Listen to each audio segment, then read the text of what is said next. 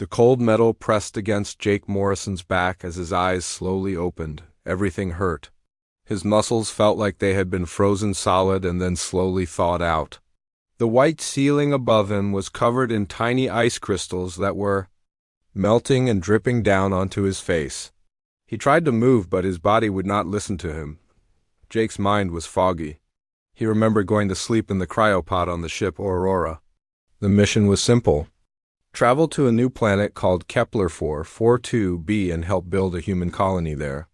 The journey was supposed to take 20 years while he slept. When he woke up, it would be the year 2087, and he would help 3,000 other colonists start a new life, but something was wrong. The small screen next to his face showed numbers that made no sense. The year was 2247. Jake blinked hard and looked again. The numbers did not change. He had been asleep for 160 years instead of 20. Panic filled his chest. Jake forced his enhanced muscles to work. The military had changed his body years ago to make him stronger and faster. They had also put computer chips in his brain to help him think better and control machines. These changes helped him push through the pain and sit up in his pod. The room around him was dark, except for red warning lights that blinked on and off. Jake could hear alarms ringing somewhere in the distance. The air smelled like metal and electricity. Something had gone very wrong with the ship. Jake climbed out of his pod and nearly fell down. His legs felt like rubber. He grabbed onto the wall and looked around the cryo room. Hundreds of other pods lined the walls, each one holding a sleeping colonist, but their pods looked different from his. The screens on their pods showed flat lines instead of normal life signs. His heart pounded as he checked the nearest pod. Inside was Lisa Garcia, a teacher who was supposed to help build schools on the new planet. Her face was pale and still. The life support system that kept her alive was running on emergency power and would not last much longer. Jake moved from pod to pod, checking each one. All the colonists were still alive, but barely. Their cryosystems were failing. If he could not fix them soon, 3,000 people would die in their sleep. The ship's computer voice spoke in a broken, static-filled tone. Warning, life support. Systems failing, hull breach detected. Alien vessels approaching. Please report to battle stations. Jake's blood turned cold. Alien vessels. He stumbled toward the bridge, using the walls to support himself as his body slowly remembered how to work. The corridors were dark and filled with the smell of burnt electronics. Water dripped from broken pipes in the ceiling. The bridge was a mess. Computer screens flickered on and off. Sparks flew from broken control panels. Jake sat down in the captain's chair and activated the main viewing screen. What he saw made his stomach drop. Below the ship was a planet that should have been green and blue with oceans and forests. Instead, it was covered in gray metal structures that stretched across entire continents. Massive towers reached up into the sky, connected by bridges that looked like spider webs. The planet looked like it had been turned into one giant machine. Around the planet floated metal stations the size of small moons. Each one bristled with weapons that pointed out into space like the spines of a dangerous animal. Jake had never seen anything like them, but he knew they were designed to destroy ships like the Aurora. Computer, what happened to the colonists on the planet? Jake asked. The computer's voice crackled with static. No human colonists detected. On planetary surface? Planet occupied by alien species designation HFY Realm. Estimated population, 4 billion. Technology level, superior to human baseline. Threat level, extreme. Jake's enhanced mind processed this information quickly. The Zephyrians had taken over the planet that was supposed to be humanity's new home. They had probably been watching human radio signals for decades, learning about human technology and weaknesses. They knew the Aurora was coming and had been waiting for it. Computer, how many Zephyrian ships are approaching? 3 warships detected. Estimated arrival time, 4 hours. Weapon systems, plasma cannons, torpedo launchers, energy shields. Ship classification, heavy cruiser. Jake looked around the broken bridge. The Aurora was a colony ship, not a warship. It had no weapons except small mining lasers and construction tools. The shields were designed to protect against space debris, not alien weapons. In a straight fight, the Aurora would be destroyed in minutes. But Jake was not just any colonist.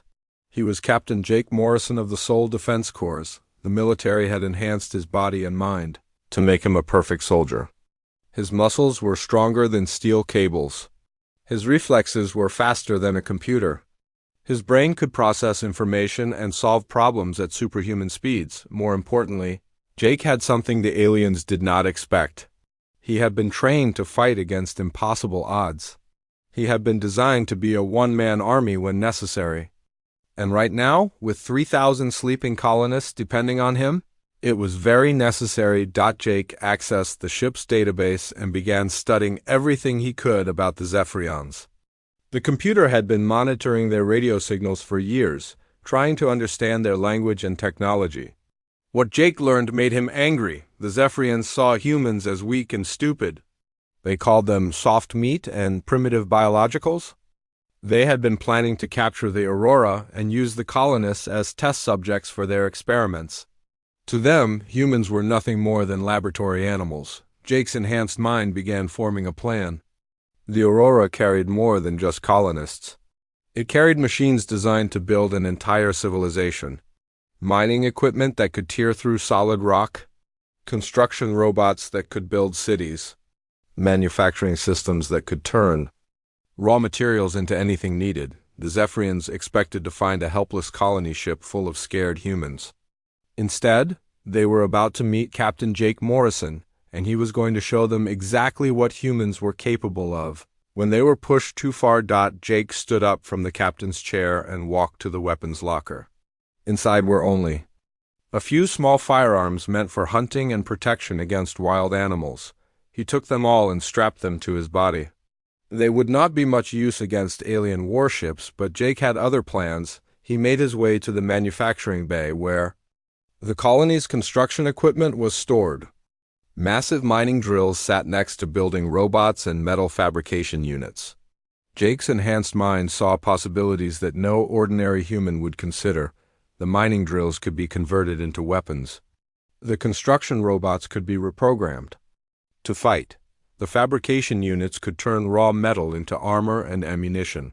Jake had 4 hours before the alien ships arrived. It would have to be enough. As Jake began his work, he thought about the sleeping colonists behind him. They had trusted him to protect them during the journey. They had no idea that their simple 20-year trip had turned into a fight for the survival of the human race, but Jake Morrison had not been enhanced and trained to give up. He had been created to fight against impossible odds and win. The Zephyrians were about to learn that humans were not soft meat or primitive biologicals. They were something much more dangerous. That they were survivors. And Jake Morrison was going to survive this, no matter what it took. Jake Morrison moved through the manufacturing bay like a man possessed. His enhanced muscles carried heavy equipment that would normally require 3 men to lift. His brain worked faster than any computer, calculating angles, power outputs, and structural modifications. He had less than 4 hours before the Zephyrian ships arrived, and he intended to use every second. The first thing Jake did was examine the mining equipment. The Aurora carried 12 massive drilling units designed to extract minerals from the new planet. Each drill was powered by a small fusion reactor and could punch through solid rock like butter. Jake's enhanced mind immediately saw their potential. As weapons, he connected his brain implant to the ship's computer system and began reprogramming the drills. Instead of extracting minerals, they would launch high-speed metal projectiles. The fusion reactors that powered them could be overloaded to create explosive charges.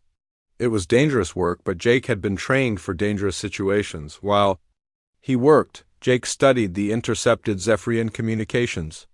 His enhanced brain processed their language patterns and decoded their military signals. What he learned made him both angry and confident. The Zephyrians were arrogant. They believed humans were so primitive that they did not even bother to encrypt their communications properly. Jake could read their battle plans as easily as a children's book. The 3 ships approaching were scouts, not their main battle fleet. They expected to capture the Aurora without any resistance. The alien commander, whose name translated to something like Claw of Victory, was already planning how to divide the human prisoners among his crew for experiments. He had requested extra medical equipment to keep the humans alive during torture. The Zephyrians wanted to study human pain responses and fear reactions. Jake's hands tightened on the drill he was modifying. These aliens thought humans were weak and scared. They were about to learn how wrong they were. The second phase of Jake's plan involved the construction robots. The Aurora carried 200 worker robots designed to build the colony's first structures. They were programmed to follow complex building instructions and work together as a team. Jake began changing their programming to make them into soldiers. Each robot was equipped with powerful motors and precision tools. Jake modified their cutting torches into plasma weapons and their lifting arms into missile launchers. Their construction materials became armor plating. Within 2 hours, Jake had created a small army of mechanical warriors, but robots alone would not be enough. Jake needed to understand Zephyrian technology and find their weaknesses. He accessed the ship's long-range sensors and began analyzing the approaching warships. The Zephyrian ships were impressive. They were twice the size of the Aurora and covered in thick armor plating. Their weapons could destroy a city block with a single shot. Their shields could deflect most known human weapons. On paper, they were unstoppable, but Jake's enhanced mind noticed something the aliens had not considered. Their ships were designed to fight other Zephyrian vessels, not human technology. They expected energy weapons, not solid projectiles. Their shields were calibrated for plasma beams, not high-speed metal drilling equipment. Jake smiled grimly as he realized the aliens' mistake. They had studied human technology from 2087. When the Aurora left Earth, they had no idea what human engineering could accomplish when pushed to its limits. They certainly had no idea what an enhanced human soldier could do with advanced manufacturing equipment. The third part of Jake's plan was the most dangerous. He needed to modify the Aurora's fusion reactors to provide enough power for his improvised weapons. This meant working with systems that could vaporize him if he made a single mistake. Jake's enhanced body allowed him to work in areas that would kill a normal human. He crawled through radiation-filled maintenance tunnels and rewired power conduits while the ship's Geiger counters screamed warnings. His modified cells could repair radiation damage faster than it accumulated, but it still hurt like fire in his bones. As Jake worked, he thought about the sleeping colonists. Lisa Garcia, the teacher, had 3 children waiting for her on the new planet. Dr. Peter Walsh was supposed to set up the colony's first hospital. Engineer Maria Santos was going to build the water purification systems that would keep everyone alive. All of them were depending on Jake now. If he failed, they would either die in their cryopods or become alien test subjects. The thought made Jake work faster, his enhanced muscles pushing beyond normal human limits. 2 hours before the alien ships arrived, Jake finished his preparations. The Aurora now bristled with improvised weapons that looked like nothing the Zephyrians had ever seen. Mining drills pointed out through cargo bay doors. Construction robots took position throughout the ship. The fusion reactors hummed with dangerous levels of power. Jake made his way to the bridge and activated the communication system. If he was going to fight an entire alien civilization, he wanted them to know exactly who they were fighting. The main screen flickered to life, showing the interior of the lead Zephyrian ship. The alien commander looked like a cross between a lizard and an insect, with 4 arms and compound eyes. His skin was covered in metallic scales that reflected the bridge lights. When he spoke, his voice sounded like grinding metal. Human vessel. Aurora, this is Commander Claw of Victory of the Zephyrian Empire. You will surrender immediately and prepare to be boarded. Your biological specimens will be processed for scientific study. Resistance will result in immediate termination. Jake leaned back in the captain's chair and smiled. Commander, this is Captain Jake Morrison of the Soul Defense Corps. I have a counteroffer for you. Turn your ships around and leave this system immediately. If you don't, I'm going to destroy all 3 of your vessels and then come for your planet. The alien commander's compound eyes focused on Jake with what might have been amusement. You are 1 primitive biological on a damaged colony ship. We are 3 warships with enough firepower to glass a continent. Your threat is meaningless. That's where you're wrong, Jake said calmly. You're not fighting a colony ship. You're fighting a human who has been enhanced for war and given access to advanced manufacturing technology. You studied our weapons from 2087. It's now 2247. We've learned a few new tricks. The alien commander made a sound that might have been laughter. Impossible.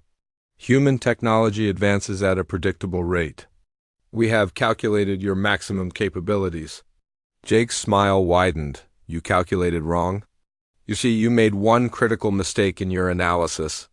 You assumed humans fight like Zephyrians with honor and according to rules. But humans don't. Fight fair, we fight to win. And I've spent the last 4 hours turning this colony ship into something your empire has never seen before. The alien commander's expression changed from amusement to uncertainty. You are bluffing. 1 human cannot threaten 3 warships. Watch me, Jake said, and cut the communication. The first Zephyrian ship was now close enough to engage. Jake could see it on the main screen, its weapons charging for what should have been an easy victory. The aliens had no idea they were about to face something that had never existed before. A human war machine built from pure desperation and enhanced with superhuman intelligence. Jake's hands moved across the control panels, activating systems that had never been designed to work together. The Aurora shuddered as mining drills swiveled toward the enemy ship. Construction robots powered up their improvised weapons. The fusion reactors reached dangerous levels of output. In the cryo bay, 3,000 humans slept peacefully, unaware that their lives depended on 1 man's ability to defeat impossible odds. Jake Morrison had been created to be humanity's ultimate weapon. Now it was time to prove that human engineering, enhanced by desperate necessity, could accomplish the impossible. The battle for humanity's future was about to begin. The first Zephyrian ship moved closer to the Aurora, its weapons glowing with deadly energy. Jake Morrison sat in the captain's chair, his enhanced senses tracking every movement of the alien vessel. His heart beat steadily despite the impossible odds. This was what he had been created for. Fire, Jake whispered, and pressed the activation button. The Aurora's improvised weapon system came alive with a sound like thunder. The mining drills, now converted into railguns, launched metal projectiles at incredible speed. The solid chunks of steel moved so fast they were invisible to the naked eye. They struck the Zephyrian ship's shields with impacts that lit up space like lightning. The alien commander's voice crackled over the radio, filled with surprise and anger. Impossible. Those are primitive kinetic weapons. Our shields should deflect them easily. But Jake had been right about the alien technology.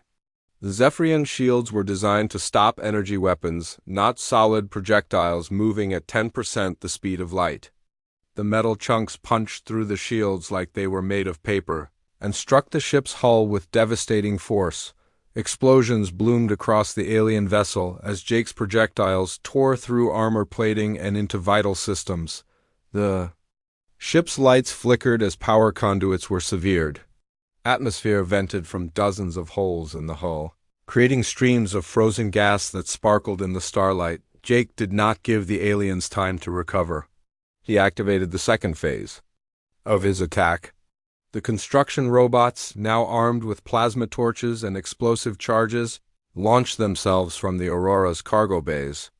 Their magnetic feet allowed them to stick to the hull of the enemy ship. As they began cutting through the outer armor, the Zephyrian commander tried to shake off the robots by spinning his ship, but Jake had programmed them to anticipate this tactic.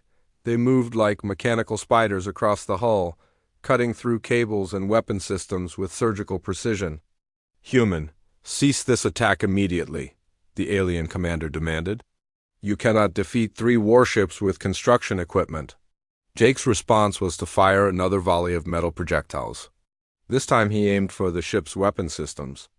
The mining drills had been designed to operate with millimeter precision, and Jake's enhanced reflexes allowed him to target specific points on the enemy vessel. The Zephyrian ship's main plasma cannon exploded in a ball of green fire as one of Jake's projectiles struck its power coupling.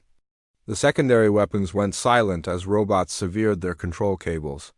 Within minutes, the mighty warship was reduced to a drifting hulk, but Jake was not finished. He had studied the alien communications and knew their weakness. The Zephyrians relied on rigid command structures and detailed battle plans. They did not adapt well to unexpected situations. Jake activated the Aurora's manufacturing systems and began producing more robots. The ship's fabrication units worked at maximum speed, creating dozens of mechanical soldiers every minute. Each robot was equipped with different weapons and programmed with different tactics. The second Zephyrian ship approached more cautiously, its commander having learned from his companion's fate. This alien was smarter. He kept his distance and tried to use long-range weapons to destroy the Aurora without getting close enough for Jake's projectiles to be effective, but Jake had anticipated this too. He had modified some of the mining drills to work as long-range weapons. Instead of launching solid projectiles, these drills fired streams of superheated plasma created by overloading their fusion reactors. The plasma streams crossed the space between the ships in seconds, striking the second Zephyrian vessel before it could react. The alien ship's shields flared and sparked as they tried to absorb the massive energy discharge. But Jake's plasma weapons were more powerful than anything the Zephyrians had expected from human technology. The second ship's shields collapsed. In a cascade of electrical failures, Jake immediately followed up with a barrage of solid projectiles that tore through the unprotected hull. The alien vessel began to break apart, its structure unable to handle the stress of multiple hull breaches. The third Zephyrian ship, seeing the destruction of its companions, began to retreat. But Jake was not about to let any of them escape to report back to their fleet. He had one more weapon that the aliens did not know about. Jake had modified the Aurora's main engines to work as a massive propulsion system. Instead of providing thrust for the ship, the engines could launch the entire vessel forward at incredible speed. It was a one-way trip, but it would allow Jake to catch the fleeing alien ship. The Aurora accelerated toward the planet's surface, chasing the retreating Zephyrian vessel. Jake's enhanced body withstood the crushing acceleration that would have killed a normal human. His bones were reinforced with carbon fibers, and his organs were protected by specially designed support structures. As the Aurora descended through the planet's atmosphere, Jake could see the extent of the Zephyrian civilization below. Massive cities covered entire continents, connected by transport tubes that stretched for thousands of kilometers. Industrial complexes the size of countries pumped smoke and chemicals into the atmosphere. The fleeing Zephyrian ship was heading for one of these cities, probably trying to reach the safety of the planetary defense systems. Jake could not let that happen. He activated the Aurora's remaining weapons and fired everything he had at the alien vessel, the combined firepower of mining drills. Plasma weapons and explosive charges overwhelmed the fleeing ship's defenses. The Zephyrian vessel exploded in a brilliant fireball that lit up the alien city below. Debris rained down on the industrial complex, causing secondary explosions that sent pillars of flame reaching toward the sky. But Jake's victory came at a cost. The Aurora was now falling toward the planet's surface, its engines damaged by the intense acceleration. Jake had perhaps minutes before the ship crashed. He needed to find a way to survive the impact and continue his mission. Jake made his way to the cargo bay, where hundreds of his robot soldiers waited. These mechanical warriors were tough enough to survive a crash landing, but Jake needed to protect the sleeping colonists. He activated the ship's emergency protocols, sealing the cryo bay and surrounding it with emergency force fields. The Aurora struck the planet's surface with the force of a small nuclear weapon. The impact crater was 3 kilometers wide and half a kilometer deep. The ship's hull cracked and twisted, but the main structure held together. Jake's enhanced body survived the crash, though he was badly injured. Jake pulled himself from the wreckage and looked around. The Aurora had crashed in a barren plain surrounded by Zephyrian industrial facilities. Smoke and dust filled the air, making it hard to see more than a few meters in any direction, but Jake could hear them coming. The sound of alien vehicles approaching from all directions. The Zephyrians were sending ground forces to investigate the crash site. They probably expected to find the wreckage of a human colony ship and the bodies of primitive aliens. Instead, they were going to find Jake Morrison and his army of mechanical soldiers. Jake activated his neural link to the surviving robots. Dozens of them climbed out of the wreckage, their weapons powered up and ready for battle. Jake stood in the center of the crater, surrounded by his mechanical army. His enhanced body was healing from the crash injuries, his bones and muscles repairing themselves at an accelerated rate. Blood ran down his face from a cut on his forehead, but his eyes were clear and focused. The first Zephyrian ground vehicles appeared at the edge of the crater. They were massive hover tanks equipped with plasma cannons and missile launchers. Behind them came squads of alien soldiers in powered armor, their weapons trained on the crash site. Jake looked up at the alien army and smiled. They still thought they were fighting a helpless human colony ship. They had no idea that Jake Morrison was just getting started. The real battle was about to begin. Jake Morrison stood at the bottom of the crater, watching the alien forces gather around him. The Zephyrian hover tanks formed a circle at the crater's edge, their weapons pointed down at the wreckage of the Aurora. Behind them, hundreds of alien soldiers in powered armor took defensive positions. The alien commander's voice boomed across the battlefield. Through external speakers, "Human survivor, you are surrounded. Surrender now, and your death will be quick. Resist, and we will make you suffer for destroying our ships." Jake wiped the blood from his forehead and activated his neural link to the robot army. Around him, mechanical soldiers rose from the wreckage like metal ghosts. Their optical sensors glowed red in the smoke and dust. Their weapons hummed with deadly energy. "I have a better idea," Jake called back to the aliens. "Why don't you surrender to me? I promise your death will be quicker than what you planned. For my people." The Zephyrian commander made a sound that might have been laughter. "One human and a few damaged robots against the might of the Zephyrian ground forces? You're either very brave or very stupid," Jake smiled grimly. "Let's find out which one." The battle began with a thunderous roar as both sides opened fire at the same time. Plasma beams and explosive missiles rained down into the crater while Jake's robots returned fire with their improvised weapons. The air filled with the sound of energy weapons and exploding metal. Jake's enhanced reflexes allowed him to dodge the incoming fire while coordinating his mechanical army. His brain processed dozens of tactical situations at once, directing each robot to maximum effectiveness. The aliens had superior numbers, but Jake had something they did not expect: perfect coordination. The first wave of Zephyrian attacks was fierce but uncoordinated. Each tank commander fought independently, trying to claim the glory of killing the human survivor. Jake exploited this weakness by concentrating his fire on isolated targets. One of Jake's robots, armed with a converted mining laser, cut through the armor of a hover tank like it was made of paper. The tank exploded in a ball of superheated plasma that sent debris flying in all directions.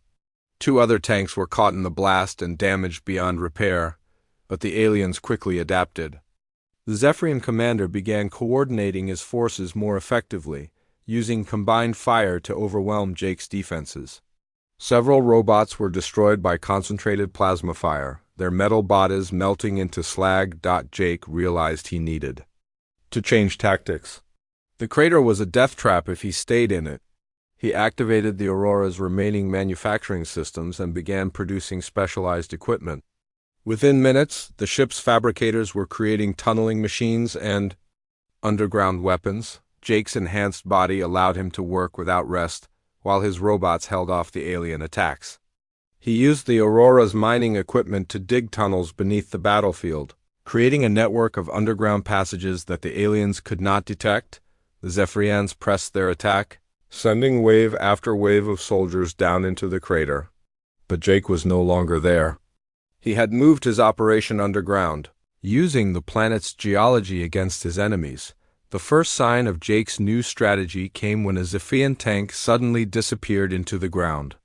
Jake had dug a tunnel directly beneath it, causing the vehicle to fall into a pit filled with explosive charges.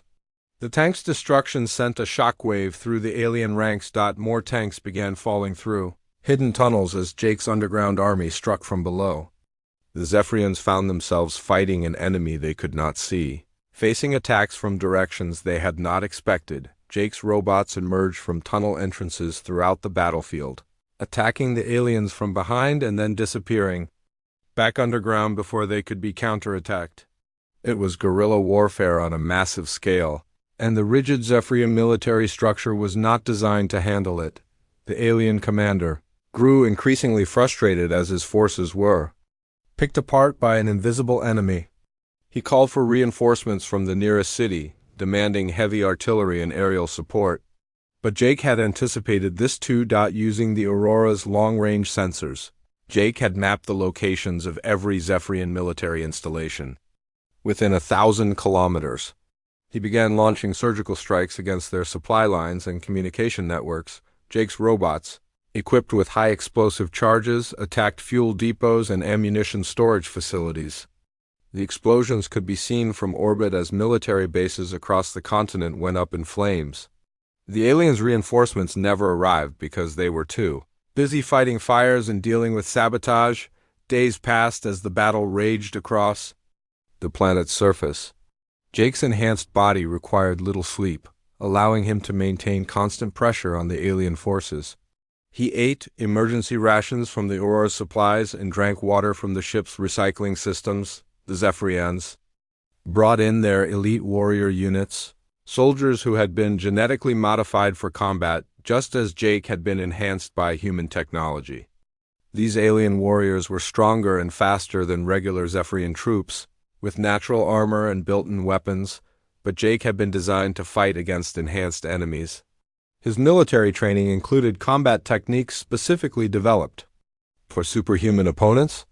When the first elite warrior entered one of Jake's tunnels, it found itself facing a human who was faster, smarter, and more ruthless than anything it had encountered. Jake's hand-to-hand combat skills, enhanced by his superhuman reflexes and strength, proved superior to the alien warrior's natural abilities. He used the creature's own momentum against it, redirecting its attacks and striking at weak points in its armor. The elite warrior fell to Jake's improvised weapons, its body left as a warning to others who might follow. Word of the human's victory spread through the alien ranks, creating fear and uncertainty among troops who had believed themselves invincible. Jake's influence spread beyond the immediate battlefield. He began accessing the planet's computer networks, using his enhanced intelligence to hack into Zephyrian communication systems. He discovered that the aliens were planning to use orbital bombardment to destroy the entire crash site, but Jake had prepared for this possibility too. He had been studying the planet's geological structure and had discovered something the aliens had overlooked. The industrial complex where the Aurora had crashed was built on top of a massive underground gas deposit. Jake's robots worked tirelessly to plant explosive charges throughout the gas field. If the aliens tried to destroy him from orbit, he would trigger an explosion that would devastate half the continent. The threat of mutual destruction forced the Zephyrians to continue fighting on the ground. The battle entered its second week, with Jake's forces growing stronger while the aliens grew weaker. The Aurora's manufacturing systems continued producing new robots and weapons, turning the crash site into a factory of war. Jake had learned to use the planet's weather patterns as weapons. He triggered avalanches in mountain ranges, redirected rivers to flood alien positions, and even caused volcanic eruptions by destabilizing underground magma chambers. The Zephyrians began to realize they were not fighting a human colony ship. They were fighting a force of nature guided by human intelligence. Jake Morrison had become something they had never encountered, a single individual who could wage war against an entire civilization. Reports of Jake's victories spread throughout Zephyrian space. The alien high command watched in growing horror. As their inferior human opponents systematically destroyed their forces, they had never imagined that one human could cause such devastation. In desperation, the Zephyrian Empire made a decision that shocked even their own military commanders. They would deploy their ultimate weapon, a planet-killer battle station capable of destroying entire worlds. Rather than admit defeat to a single human, they would sacrifice their own colony planet. Jake detected the massive weapon platform as it entered the solar system. It was the size of a small moon and bristled with enough firepower to crack planets in half. The aliens were willing to commit genocide against their own people rather than lose face to humanity. Jake stood in the ruins of the battlefield, surrounded by the wreckage of alien armies. His enhanced body was scarred from weeks of combat, but his eyes still burned with determination. The Zephyrians had escalated the conflict beyond anything he had imagined. Now Jake Morrison faced his greatest challenge yet. He had defeated armies and destroyed fleets, but could one human stop a weapon designed to kill entire worlds? Jake Morrison stared up at the night sky, watching the new star that had appeared among the constellations. But this was not a star. It was the Zephyrian Planet Killer weapon, a battle station the size of a moon that grew brighter each day as it approached the solar system. The alien broadcasts made their intentions clear. Rather than continue losing ground forces to one human, the Zephyrian High Command had decided to destroy their own colony world. They would sacrifice 4 billion of their own people just to eliminate Jake Morrison. Jake's enhanced mind processed the terrible mathematics of the situation. The planet killer would arrive in 6 days. When it fired its main weapon, everything on the planet's surface would be vaporized. The sleeping colonists in the Aurora would die along with every Zephyrian on the world, but Jake had not come this far to give up now. He stood in the ruins of what had once been a Zephyrian military base, surrounded by the wreckage of alien tanks and the bodies of enemy soldiers. His robot army worked tirelessly around him, salvaging materials and building new weapons. Jake activated his neural link to the Aurora's computer systems. The colony ship was badly damaged, but its manufacturing capabilities were still functional. Jake began the most ambitious project of his life, building a spacecraft capable of reaching the planet killer. The task seemed impossible. Jake had only 6 days to construct a ship that could travel through space, survive the battle station's defenses, and somehow destroy a weapon designed to crack planets. He would need materials that did not exist and technology that had never been tested, but Jake Morrison had been enhanced to accomplish the impossible. His superhuman intelligence began designing systems that pushed the laws of physics to their limits. He would use the Aurora's fusion reactors as propulsion, the ship's hull as armor, and every piece of alien technology he had captured as weapons. Jake's robots worked around the clock, tearing apart Zephyrian vehicles and incorporating their technology into his improvised spacecraft. The alien plasma weapons became his ship's guns. Their shield generators became his defense systems. Their communication equipment became his guidance computers. On the second day, Jake made a disturbing discovery. The planet killer was not just a weapon. It was also a fortress containing the Zephyrian Empire's most elite military units. The battle station held 50,000 of their best soldiers.